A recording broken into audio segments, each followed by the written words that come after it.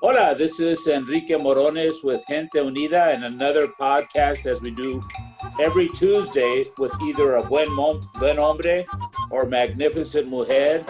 And we have a wonderful Buen Hombre this week, a good friend and somebody that if you don't know, you should get to know because he's done a lot of wonderful things, not only for the San Diego region, but across California. And that's Senator Ben Hueso, live from Sacramento. Senator, good to see you. How are you doing? Good to see you too, Enrique, and hello to all the viewers and listeners out there. Yeah, hello. So as you might recall from doing some of the other shows I've been involved with, whether it was Morones por la Tarde or On the Record with Enrique and our friend Ralph, or Buen Hombre, I've had a lot of different types of shows. I usually like to begin the interview with having the person introduce themselves. So maybe you could tell us a little bit about growing up in Logan Heights, having gone to Point Loma High School, San Diego State, UCLA, your career, councilman, assembly, senate, and your future, and a little bit of background before we get into the future. Maybe you can introduce yourself. Who is Ben Hueso? Thank you very much. And I always talk about my dad, Jesus Hueso, who came to San Diego, California in 1949 because his father was involved in an accident. He came looking for economic opportunities. And of course, he became a U.S. citizen in 1952 and started raising his family there in San Diego. And I'm the 8th of 9 children that he had. I was born and raised in Logan Heights. I got a chance to go to parochial school at Our Lady School and went to high school at Point Loma, graduated, went to UCLA. I got a chance to study at the University of Ukraine in Odessa. And also graduated from San Diego State from an economic development. I had forgot about that, about the Ukraine part. That's fascinating. And we're both alums of Our Lady of Angels, because I'm old. Yeah. To be called Our Lady of Angels back then, because they were two separate schools. Yeah. I'm sorry? I said, я говорю по-русски, друг, я знаешь. Spasiba. Tell me a little bit about Ukraine. How did you end up in Ukraine? University of Odessa, and I studied Russian language, but it gave me a chance to, I'm sorry, but it was at the University of, it was an exchange program. I was at UCLA, and I took that opportunity to travel to Europe, and I got to go to 6 different countries. What back then was the Союз Советский Социалистический Республик, also known as the USSR, which no longer exists. But that's incredible. I got to go to Russia a few years ago. I've always been a fan of traveling, and I was always interested in going to Russia. And I went with my ex-girlfriend 3 or 4 years ago, and I really enjoyed. I know Ukraine is not Russia, but I enjoyed being in that part of the world. And there's nothing better than actually getting to know the people from various parts of the world, so you find out how they really are. Because as you always said, people everywhere are wonderful, and it's great to be able to go to those countries. Mm-hmm. That was a unique opportunity to go to school over there. And your Russian, I don't speak Russian, but your Russian sounds fluent, very fluent. Hopefully you're able to use that somewhat in the what you do. I had a rough childhood growing up in a tough neighborhood, my father was a very active person in the community. He was working for the neighborhood house. He had his own business, but also at night he worked at some of the nicest restaurants in San Diego as a maitre d'. He was at Lou Box. He was at the Belly High restaurant. He worked at several restaurants, the Kona Kai. And my father was a very hardworking man, but he always found time to help his community. And we were raised kind of sometimes missing our dad, their families in the community, and doing so many things for other people. But we kind of resented that. But after many years, and learned me to public service. One of the times with other families close, you have food, you have shelter. There's so many other families. Family are the most important thing to me, but our community, and it had left a lasting impression. Well, he did a really good job, because I know some of your family. And those are some of the values that my father taught me, where I believe my community is also my family. And you've been an outstanding member of the community. I worked very hard to follow my dad's footsteps, and I also continue a program that he started when he was in the neighborhood house to do a turkey giveaway every November. And every year we've done a turkey giveaway just to honor my dad's legacy. And this past year we gave away 1,000 turkeys plus meals for 1,000 families in our district. And we always try to do that every single year. And it's just one of the most important things that we do for me, because we do it in honoring and remembering the work of my father in the community. So I want to continue working hard to serve the families of our community. And it's been an enormous honor to work for them through this position and come up here and fight and advocate for them and what's good for them. And we've done so much in terms of providing thousands of quality, affordable housing units for the people of our district. The Mercado Project, COM22, Berbena. There's just so many projects that I could name that are just wonderful, high quality. The Casa Familiar project, the Villanueva apartments. I remember walking there and the people said, please help us. And we helped them to the tune of $25 million makeover, a total of $75 million that was invested in that project that really has settled so many complaints that were there and has improved their quality of life. Now they have a library, a community center, a park, and just I could just think of so many wonderful things that we've done that I'm so proud of, that, you know, our system of government has allowed me to channel those resources into our community. And we just have a wonderful system, and it requires hard work, but I'm used to hard work. One of the things I was raised doing is working very hard from a very young age. My first job, my first business, I started when I was 12, and one was a car wash, and the other one at the same age was a newspaper route that I started in my neighborhood. I started walking door to door every morning at 4:30 in the morning. I had to deliver the paper by 6 a.m. That was the rule. Wow. And if it wasn't delivered by 6 a.m., I got what you called a service error. And that was docketed my pay. And if my bike got a flat, they didn't care. If it was raining or there was a storm, or if I was sick, you couldn't have a sick day. I never had a sick day. I never missed a day from doing my route, because if I did, the paper didn't get delivered. And so I dedicated myself for 3 years doing that. And I've always had a job. I've always earned income because, I wanted a better haircut. My father gave me a haircut 2 times a year. So you can imagine I either had a big, huge head, full head of hair, or I was bald. Uh-huh. And I hated going to school that day. I got my haircut because I was bald, and people laughed at me and said, you know what? I'm going to make money, and I'm going to get my own haircut one day. And I'm going to buy my own shoes, and I'm going to buy my own clothes, because I'm just tired of being made fun of, and it built character, there's no doubt, but also getting a job early in life helped get me working on my work experience and building a hard work ethic. And I brought that work ethic to politics. I get up early every day and I go to work for the people of my district and the people of California, making sure that we're doing everything that we can. There's just so much work to do. There's just so much, you can't do it all. And we're trying to do a lot. And the more we can do, I think I hope the more people will appreciate our efforts. But more than anything else, it's for the benefit of us all. It benefits me, it benefits my kids, it benefits you, it benefits us all. It's for the benefit of all of us. And that's how I see my work, and hope that we can strengthen California. But since I've got elected, this is a different California since the one I was elected in, and I'm very proud of that. It's a different California, and we're living in different times. Just recently, we had the naming of the presumptive vice presidential candidate in Kamala Harris, somebody that you know, yeah. Somebody that I've had the privilege of also meeting.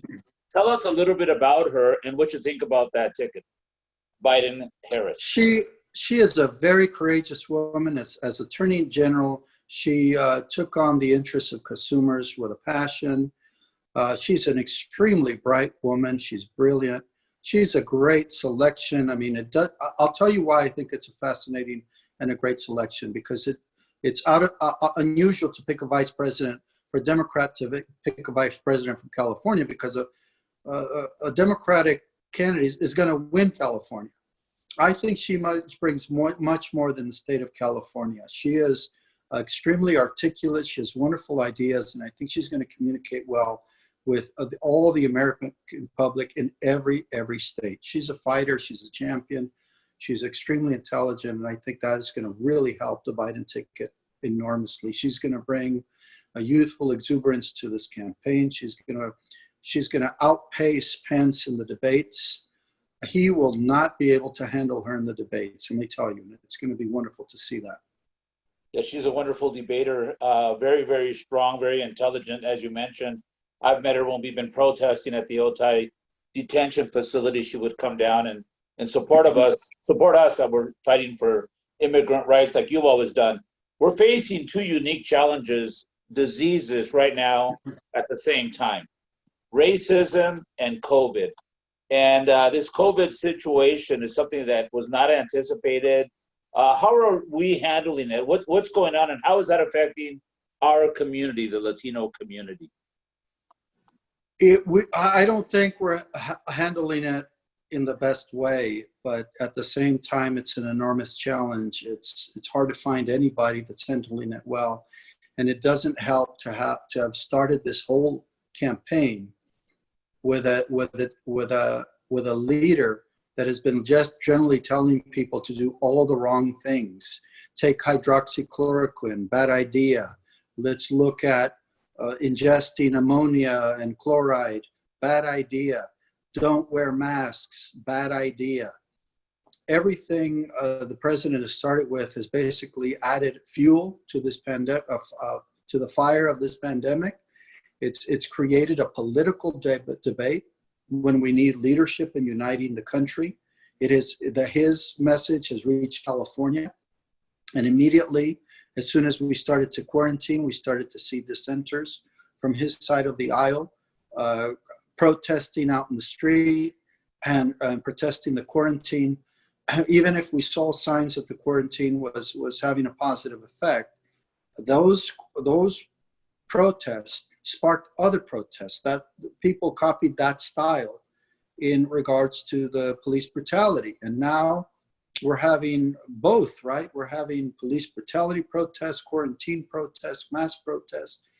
That it's infecting the process where people should be in agreement that we should have a way to handle this. But California has responded to the best we could, allocating $1 billion to fighting the pandemic, moving fast to create infrastructure and a hospital care network.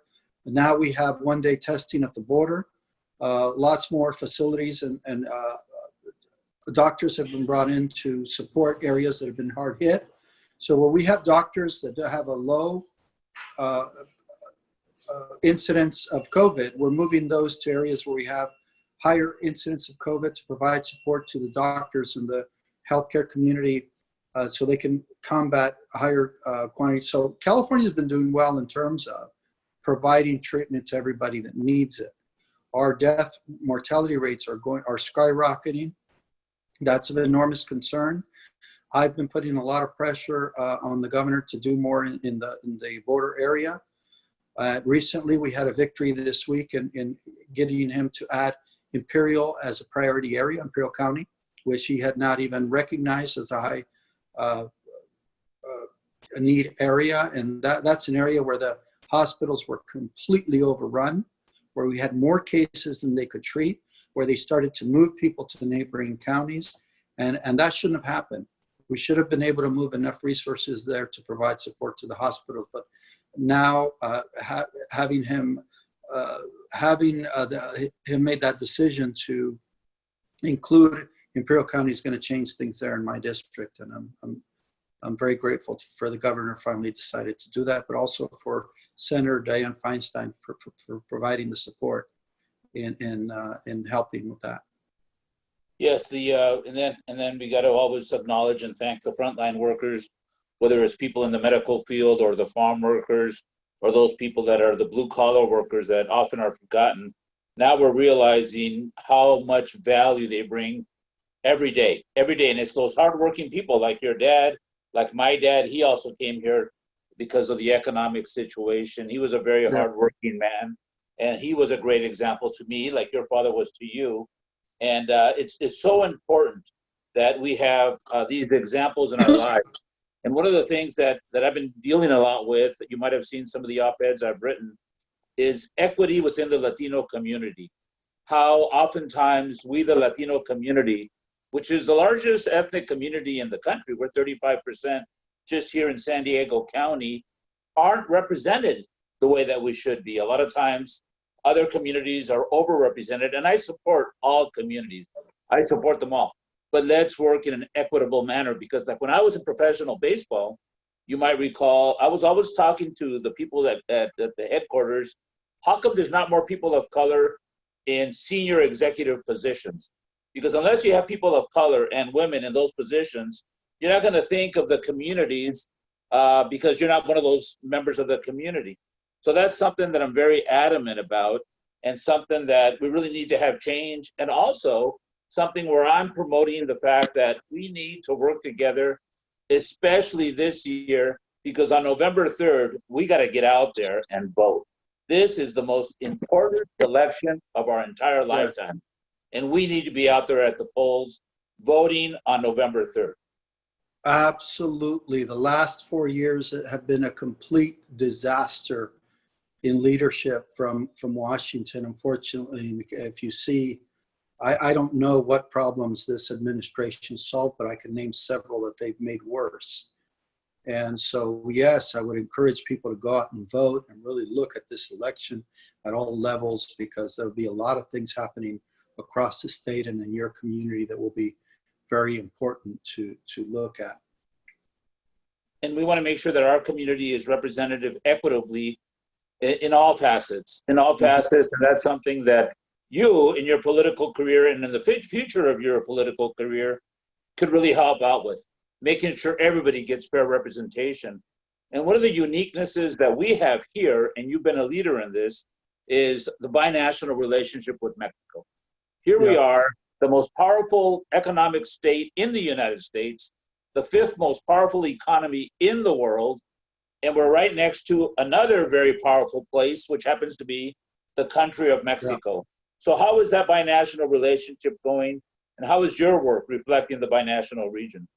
Enrique, if you don't mind me mention a little bit more about diversity and how we're diversifying boards and commissions at the state, because I think it's important that I kind of share what we've done and that people know that from the time I got elected, I've been able to put myself in important leadership positions, including chairman of the Latino caucus and a member of the caucus, which has become very influential here in California. One of the first goals that we set out to do was to diversify the boards and commissions of the state of California.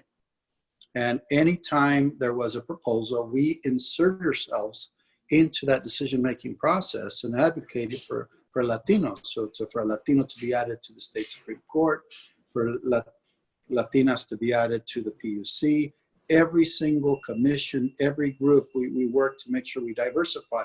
One of the things that I found when I first got elected, that the Judicial Council, this is the judicial branch of government, and I always remind everybody that we have co-equal branches, executive, legislative, and judicial.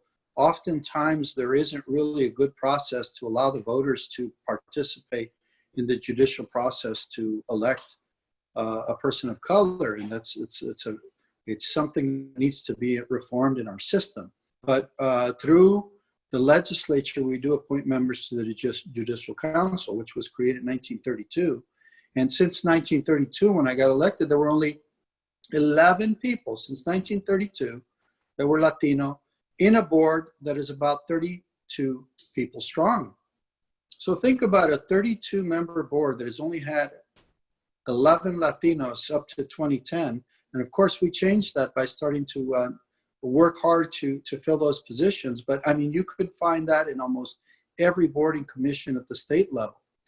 When I became chair of the caucus, I started working with my colleagues of the Asian caucus and the Black caucus, LGBT caucus, and the Women's caucus to advocate for our interest in making sure that we're more well represented in all areas of California's society and schools and government and corporate boards.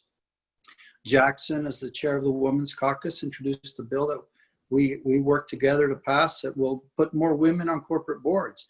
And this year, Holden, the chair of the Black Caucus, when I worked with him, introduced 979 that we voted on today.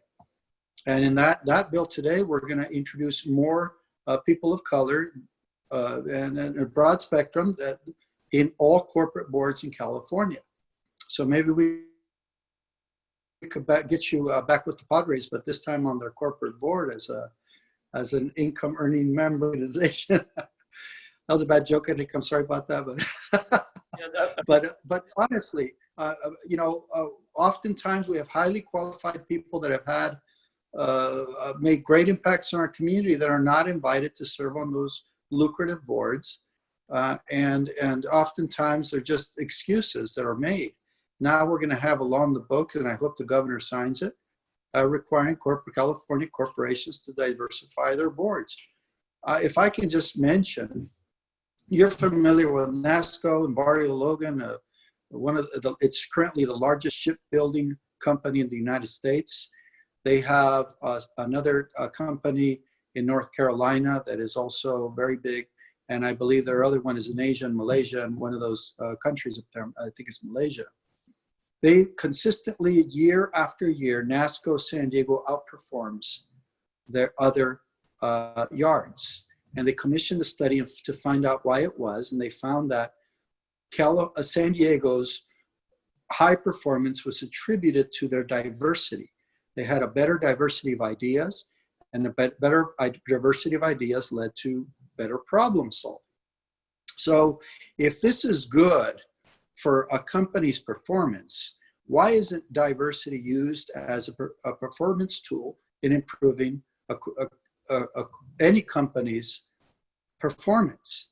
And this is the California style story. We're the most prosperous state in the world. We're number one most prosperous state in the world. And because we're a diverse state, and the diversity of ideas leads to innovation. And we're hoping that California corporations make a commitment to themselves to be more innovative and be more inclusive and involve better ideas in solving problems associated with their mission to do better. And so, but it also will help to spread the wealth in our community, involve us in participating in the American dream. Absolutely. And that diversity is so important when you look at COVID worldwide, for example. The countries that are doing the best are countries that are led by women. You know, you look at New Zealand and Germany and some of these countries, and you're going, yeah, the diversity with gender. For example, the countries that are led by women are doing the best in the fight against COVID. As far as diversity issues because of ethnicity, like you said, NASCO is a good example of doing it in the correct manner. But we need to do more of that. And County Board of Supervisors, for example, for the longest time, 5 Republicans, no diversity. We need to make changes there. And it's so important that we have people that look like us in those senior positions, and that they actually work in the benefit of everybody, but taking that diversity into account. And that's something that's really important for us. But how about the Mexico-California relationship? Well, thank you for asking. You're so active in that.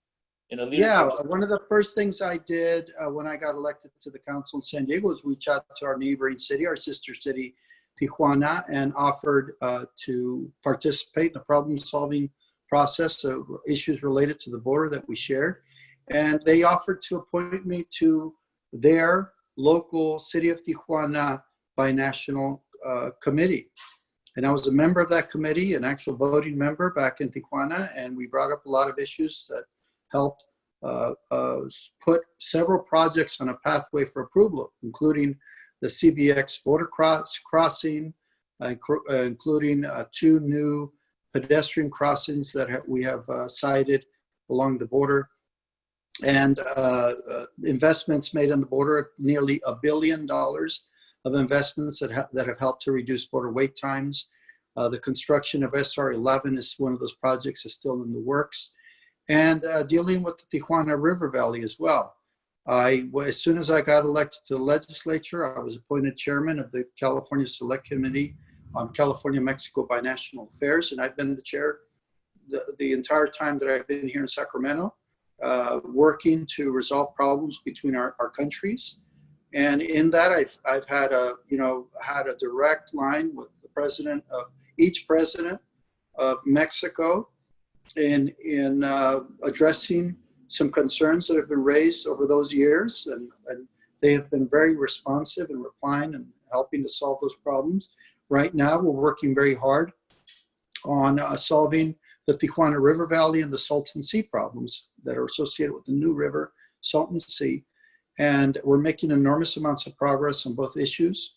Right now, one of the only bills I have left deals with that, creating a binational watershed management program with Mexico, in which they have agreed to follow up with legislation on their side of the country should our legislation pass. And they have made a commitment to work to create a long-term strategy to deal with the outflows associated with the Tijuana River Valley. So we share a binational economy, we share a binational culture and community, and we need to be working together because we only will help make our region safer, improve our economy, improve our environment by just working together. And it requires being able to reach out and communicate and establish important relationships that will lead to helping us solve these problems. They're big problems, Enrique. None of them are simple. You know, the border problems are very complicated. They're complex. They're even exacerbated by bad policy coming out of Washington that is just making matters worse. And there's always seems to be an enormous fire that seems to be fueled by a misunderstanding of the current situation facing our borders. And it's only making matters worse. So locally, we have a lot to gain by getting engaged, setting an example, and bringing up those issues that are most important to our regions. And hopefully Washington will pay attention. Yes, it is so important that we have these relationships like what you're doing by actually being on the team down there when they're making decisions, being on the team here, getting to know each other and not looking down on anybody, looking eye to eye as equal partners on how can we solve these issues. As you know, that's one of my passions, whether it is my founding of the House of Mexico, which you have helped us with, and we're closer than ever to having the House, my work on the border against the wall. I want security, but in a humanitarian way. And how about Friendship Park? Next year is the 50th anniversary. I've been going there forever, since I used to be a distance runner at St. Augustine, and we train on the beach down there sometimes. I guarantee you, we're going to open up that door again like I had done 6 times before, so families could embrace, because that treating of our neighbors as equal partners with love, with respect, it goes both ways instead of just attacking and talking down, because these issues, as you mentioned, are binational issues. And let's work together in solving these issues. And we're going to be having a very big year with the election, with the virus we will dance again. We will be able to sing again. This virus will be solved eventually, but we got to follow the advice of the doctors. And one of the things that you're big on is education. And so what do you think about some of these people that are saying, go back to school, instead of following the advice of the medical field? I say, I want to follow what Dr. Fauci is saying. I have my mask. I maintain social distance. I follow their guidelines. Nobody else's. This is not something you want to be political about. This is something where you need to use common sense, because if you're making a statement and not wearing the mask, it affects other people. If it was just you, okay. But so what about this situation about the schools, where some people are saying, come back to school, and you're saying this is just not safe? And I believe that the schools need to have, if they're going to bring back the children and the teachers, they need to have a plan. And that's something that needs to be resolved within every school district, depending on the level of the risk. In San Diego, we have a high level of risk. In Imperial County, we have a high level of risk. In Los Angeles, generally, we have the highest level of risk. And so it's going to affect every part of the state differently. I would hope in areas of low level risk that they can go back to school if possible, because that's very important for kids, that they continue to socialize and continue to interact with their teachers directly. Families are under a lot of stress right now. My kids are under a lot of stress, quarantining. It's been very, very difficult on my family. So as I hear from people concerned about a prolonged quarantine, I'm concerned as well. We need to bring this to an end. We're doing everything that we can. We have a 120-member legislature. Everybody's doing everything that they can. I don't know that there's a member that's not giving it his or her 100% effort to work with their community and work with the governor. I think the governor is just working night and day. His staff, even his staff, is one staffer had a complete breakdown because of the really hard working environment here. This year has just posed such a hard working environment for our employees, and they're working so hard 7 days a week, literally 7 days a week. I mean, I've been working 7 days a week. Everybody has, but the stakes are very high. People's lives are at stake, and I think there's a tremendous concern, everybody involved, for the public's health and welfare, and I hope this ends soon. It looks like there's a downward trend starting to happen, and gosh, I hope that continues. It's a challenge like no other, and we got to use intelligence and we got to be on the side of safety. We can't risk having another epidemic here in San Diego or anywhere in California or across the country.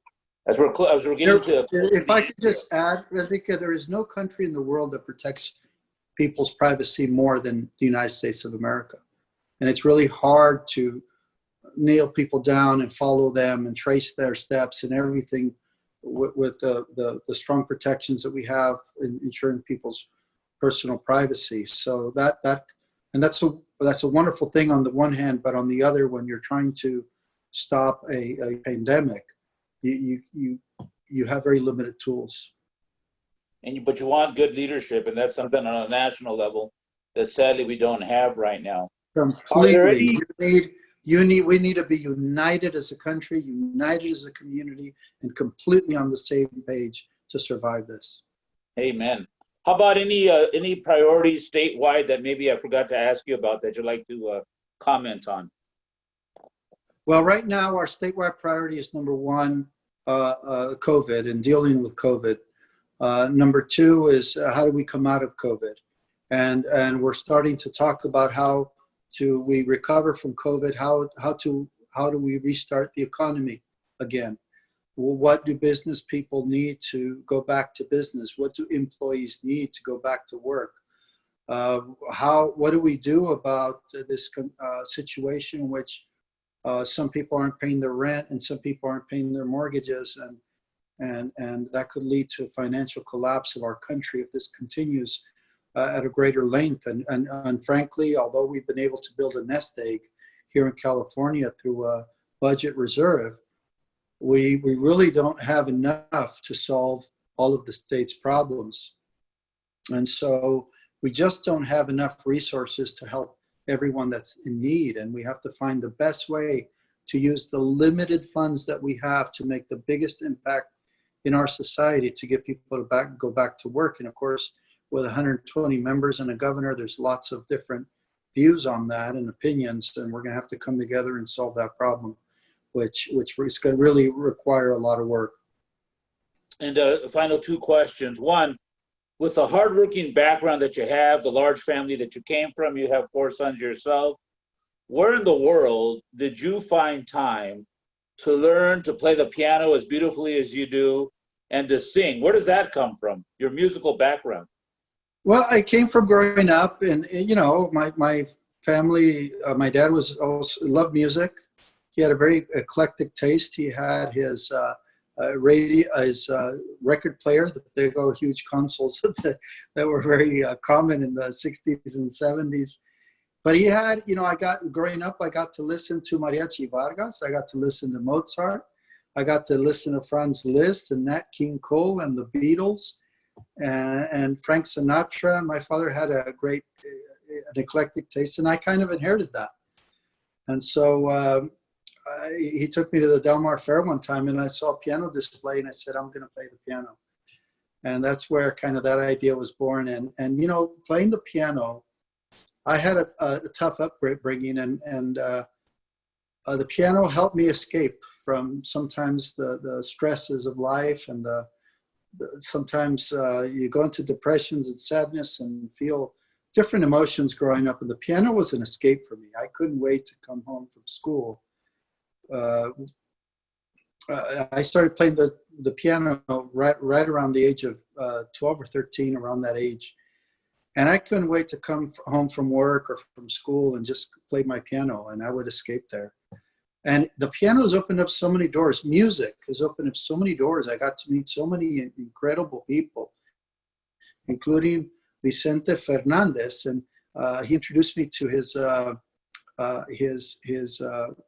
producer. Together, we wrote the song "Corrido de Hillary Clinton." We wrote the lyrics for that.